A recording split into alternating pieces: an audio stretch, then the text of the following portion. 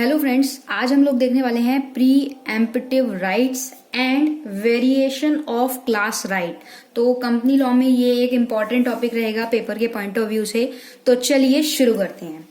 Pre emptive rights और variation of class right, इसको हम दो पार्ट में पढ़ने वाले हैं। तो सबसे पहले हम देखते हैं कि प्री एम्पटिव राइट्स में हम क्या क्या पढ़ेंगे। तो उसमें हम देखेंगे कि ये होता क्या है और ये वर्क कैसे करता है। साथ में हम देखेंगे कि इसके काइंड्स क्या है, प्लस हम साथ में इसका ये भी देखेंगे कि ये क्यों जरूरी है। इसको हिंदी में बोलते हैं निवारक अधिकार। तो निवारक अधिकार इसको हिंदी में बोलते हैं। तो ये है क्या, एक्चुअली में ये है क्या?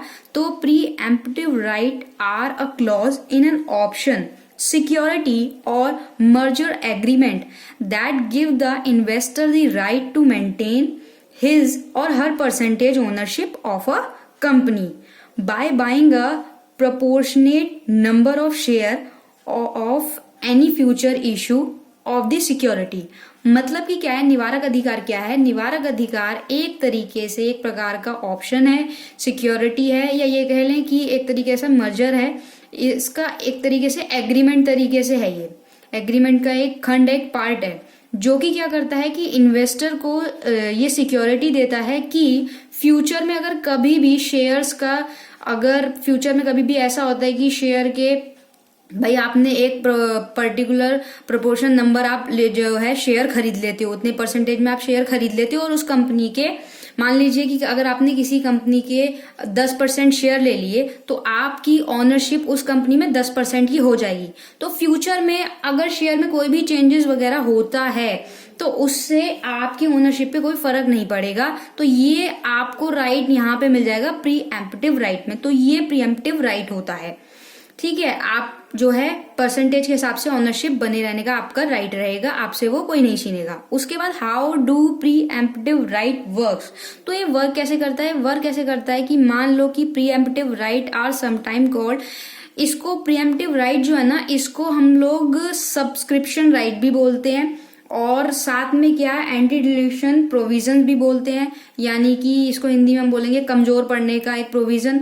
और बेसिकली क्या, इसको दो तीन नामों से जाना जाता है। सब्सक्रिप्शन प्रिविलेजेस भी जाना जाता है कि सदस्यता का एक विशेष अधिकार भी कहते हैं इसको हम। तो ये राइट क्या है? ये राइट ये है कि स्टॉक में जब भी कोई भी चेंजेस वगैरह कुछ भी होगा, उससे रिलेटेड कोई भी कन्वर्टेबल होगा, तो वो उसके लिए जो है एक स्टॉक निर्धारित किया जाएगा। तो वो वहां पे राइट शेयर होल्डर्स को मिल जाएगा कि आप जो है, वही हमने जैसे ऊपर देखा कि आपकी मेंबरशिप रहेगी उतने परसेंट। उसके बाद बात करते हैं kinds of pre emptive rights, यानी कि काइंड्स क्या होते हैं। तो ये दो काइंड्स का होता है। पहला होता है वेटेड एवरेज।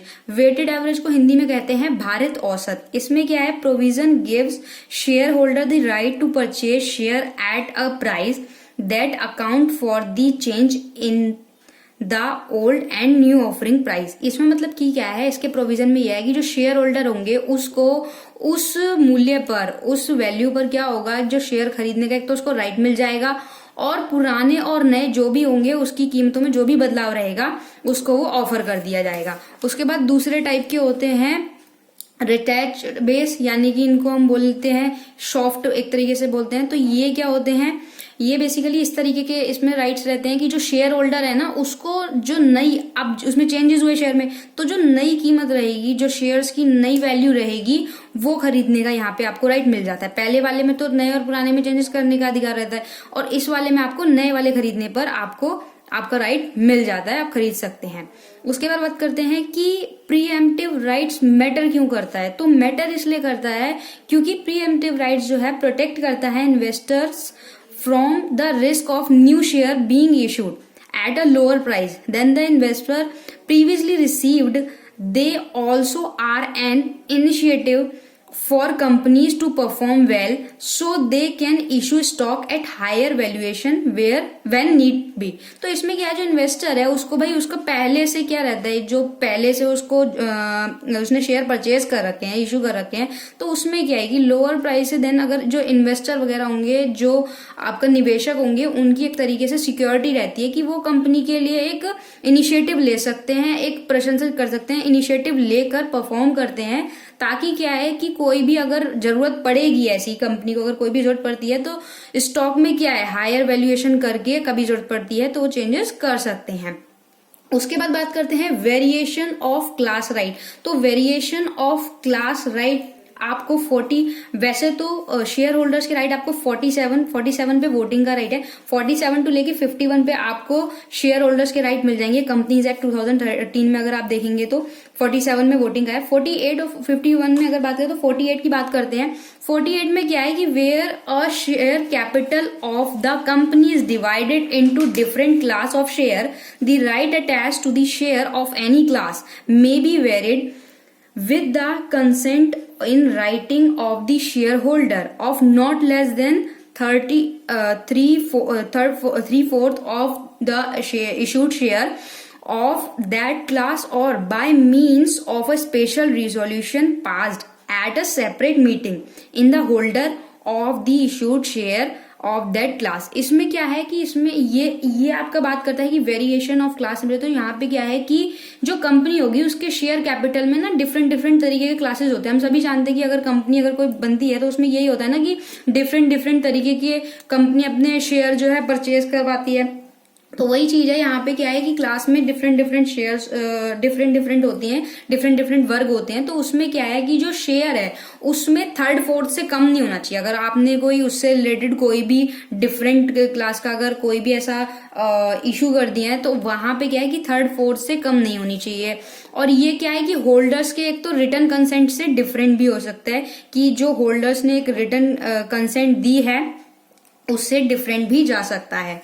अब उसमें क्या है कि जो क्लास है या जो इशू किए हुए शेयर हैं तो उसमें होल्डर्स क्या करेंगे, जो शेयर होल्डर्स होंगे उनकी एक मीटिंग होगी और एक स्पेशल आप कह सकते हैं एक तरीके से स्पेशल सेपरेट मीटिंग होगी। और उसमें जो है क्लासेस के हिसाब से दो टाइप के इसमें बटेंगे कि दो टाइप से आप वो कर सकते हैं कि शेयर में किसी भी तरीके का कोई भी चेंजेस करना होता है तो वो वहां पे देखने को मिलता है। तो पहला क्या देखना होगा, पहला उस स्पेशल मीटिंग में जो होगी उसमें ये देखना होगा कि if provision with respect to such variation is content is the memorandum और आर्टिकल ऑफ द कंपनी, कि अगर जो भी हम शेयर्स में हमने उसमें भी देखा, जब हम इंक्रीज ऑफ शेयर कैपिटल देखा, ऑल्ट्रेशन देखा, तो उसमें क्या है कि कोई भी हम अगर किसी तरीके का चेंजेस करते हैं तो उसमें ये देखना जरूरी होता है कि मेमोरेंडम्स में या आर्टिकल्स में इससे रिलेटेड कोई भी प्रोविजन है या नहीं है। दूसरे नंबर पे हम ये देखते हैं कि ऐसा तो नहीं है कि मेमोरेंडम और आर्टिकल्स में इस तरीके के जो प्रोविजंस हैं वो हुई ना, या कि इस तरीके के प्रोविजन ना हो। साथ में एक चीज और देखनी होती है कि उस क्लास के जो शेयर इशू है उसमें कोई जो ऐसी कंडीशन ना हो कि निषेध हो। या तो प्रोहिबिशन देखेंगे, पहला तो हम ये देखेंगे कि है या नहीं है। दूसरे पे हम देखेंगे कि ऐसे जो हम चेंजेस कर रहे हैं उस पर कोई प्रोहिबिशन तो नहीं है, कोई रिस्ट्रिक्शन तो नहीं है। तो ये हम उस मीटिंग में डिस्कस करेंगे कि इससे रिलेटेड कोई भी इशू ताकि आगे ना आए। उसके बाद बात हम करते हैं सेकंड पॉइंट की। सेकंड पॉइंट में है whether the holder of not less than 10% of the issued share of a class did not consent to such variation or vote in favour the special resolution for the variation cancelled and were any such application is made, the variation shall not have effect unless and until it is confirmed by the tribunal। अब इसमें क्या है कि जहां पर 10% share holder की कोई भी ऐसी क्लास, कोई भी ऐसा वर्ग जहां पे इशू किया जाता है तो शेयर में चेंजेस के लिए कोई कंसेंट ना दी हो या वेरिएशन जो है डिफरेंट तरीके के स्पेशल रिसोल्यूशन के फेवर में है या वोटिंग में, वो सारी चीजें देखी जाएंगी। तो यहाँ पे क्या है कि जो है एक तरीके से अगर इस तरीके से होता है तो वेरिएशन कैंसिल हो जाता है और उसको करने के लिए आप ट्रिब्यूनल में ले जा सकते हो कि भाई आप ऐसे नहीं कर सकते हो, तो उस चीज के लिए आप ट्रिब्यूनल में ले जा सकते हो। और ऐसा वेरिएशन जो भी इस तरीके का चेंजेस होगा वो नहीं होगा जब तक कि ट्रिब्यूनल कंफर्म ना कर दे, until it is confirm by the tribunal. Tribunal ने कंफर्म नहीं किया तब तक आप उसमें कोई भी चेंजेस वगैरह नहीं कर सकते।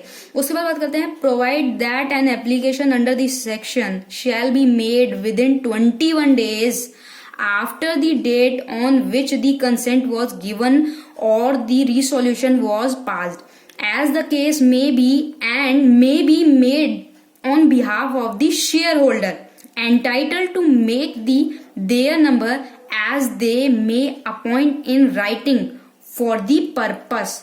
इसमें यहाँ पे ये देखा जाएगा कि इसमें क्या है कि क्लॉज में देखा जाएगा कि एप्लीकेशन पहली बात तो 21 डेज के अंडर करानी चाहिए। 21 डेज मतलब कौन से 21 डेज कि भाई जहां पे उन्होंने अपनी कंसेंट दी हो और जिस दिन उन्होंने अपना रिसोल्यूशन इशू किया हो, जैसा भी हो, उस दिन से लेके 21 दिन के अंदर अंदर उनको ट्रिब्यूनल्स में एप्लीकेशन फाइल कर देनी है।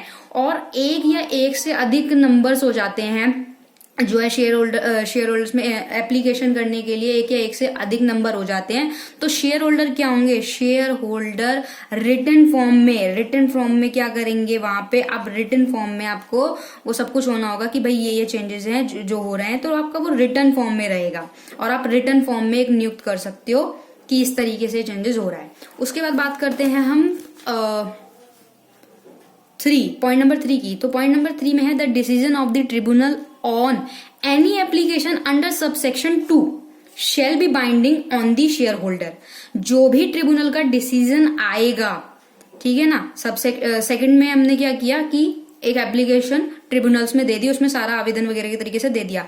अब जो भी डिसीजन ट्रिब्यूनल का आएगा वो डिसीजन शेयर होल्डर पर बाइंडिंग होगा और उनको मानना ही होगा, वहां पे शेयर होल्डर बाउंड हो जाएंगे। उसके बाद बात करते हैं पॉइंट नंबर 4 की। The company shall within 30 days of the date of the order of the tribunal file a copy thereof with the registrar। अब उसमें साथ में क्या है, उसमें ये देखा जाएगा और नंबर 4 में कि कंपनी क्या करेगी, ट्रिब्यूनल का जो भी डिसीजन होगा ना, उस डिसीजन से क्या होगा, उस डिसीजन से एक सेकंड, उस डिसीजन से ना यहाँ पे विद इन 10 डेज का रहता है, विद इन नहीं ये तो 30 डेज का ही रहता है, सॉरी, विद इन 30 डेज का रहेगा। 30 डेज के अंदर अंदर जो भी मतलब इस तरीके का भी जो भी डिसीजन होगा वो क्या होगा, वो आपको पहली बात तो मानना पड़ेगा और जो भी डिसीजन आएगा उसकी आपको एक कॉपी जो है वो रजिस्ट्रार में सबमिट करनी पड़ेगी, जिसका टाइम पीरियड 10 डेज का रहेगा। 10 डेज के अंदर अंदर आपको फाइल करनी पड़ेगी। उसके बाद 5th पॉइंट की बात करते हैं। Where any default is made is complying with the provision of the section, the company shall be punishable with fine which shall not be less than 25। मतलब इसमें बेसिकली ये लिखा हुआ है कि अगर कोई भी मान लो कि सेक्शन 40 इस सेक्शन के अंदर में क्या है, इस प्रोविजन के अंदर में कोई भी अनुपालन नहीं कर रहा, उसको ठीक से मान नहीं रहा, तो उस पे क्या होगा, कंपनी पे फाइन और पनिशमेंट होगा। अब पनिशमेंट कंपनी को तो मिल नहीं सकती क्योंकि कंपनी तो आर्टिफिशियल बॉडी है, तो जो वहां पे ऑफिसर होगा, जो डिफॉल्ट ऑफिसर मिलेगा कि भाई क्योंकि किसी ना किसी ऑफिसर के थ्रू ही हुआ होगा, तो जो उस पर्टिकुलर टाइम पे डिफॉल्ट ऑफिसर होगा उसको पनिशमेंट मिलेगी। उसको पनिशमेंट क्या मिलेगी, उसको पनिशमेंट 6 मंथ की मिलेगी, प्लस उसको फाइन देना पड़ेगा 25,000 मिनिमम और मैक्सिमम 5 लाख हो सकता है और बोथ हो सकता है। और कंपनी के लिए क्या रहेगा, कंपनी के लिए फाइन रहेगा 25,000 और मैक्सिमम 5 लाख रुपीज। तो क्योंकि यहाँ पे हम ये चीज देख रहे हैं ना कि कंपनी एक, हमने स्टार्टिंग पे देखा था कि कंपनी की एक लीगल एंटिटी अपनी सेपरेट है और कंपनी के मेंबर्स की अलग है। तो जो कंपनी का मेंबर्स होगा उस पे फाइन क्या होगा, 6 महीने के लिए उसको इम्प्रिजमेंट दे दी जाएगी, उसको पनिशमेंट दिया जाएगा। पनिशमेंट के तौर पे 6 महीने की उसको सजा हो जाएगी और साथ में उसको 25,000, मतलब कि ये तो मिनिमम है कि मिनिमम 25,000 या जो भी ट्रिब्यूनल जज करे मैक्सिमम 5 लाख तक, या दोनों जो भी कंडीशन होगी उसके हिसाब से ट्रिब्यूनल उसको पनिश करेगी। और कंपनी का क्या होगा, कंपनी पे मिनिमम रहेगा 25,000 और मैक्सिमम रहेगा 5 लाख रुपीज का फाइन। तो ये हमने आज 2 टॉपिक देखे जिसमें हमने देखा कि प्रीएम्प्टिव राइट्स क्या होता है, प्रीएम्प्टिव राइट्स, प्लस हमने ये देखा कि वेरिएशन ऑफ क्लास राइट। तो आई होप ये दोनों राइट्स आपको समझ में आए होंगे। वैसे शेयर होल्डर्स के और भी राइट होते हैं जो कि आप कंपनी एक्ट में 47 पे वोटिंग है, 47 से 51 तक आप रीड कर सकते हैं। कंपनीज एक्ट में और भी तरीके के राइट्स होते हैं। फिलहाल हमारे कोर्स में यही है तो हम ये पढ़ेंगे। तो आई होप ये दोनों आपको राइट समझ में आए हो। वीडियो अच्छी लगी हो तो लाइक कीजिएगा, शेयर कीजिएगा। Thank you so much.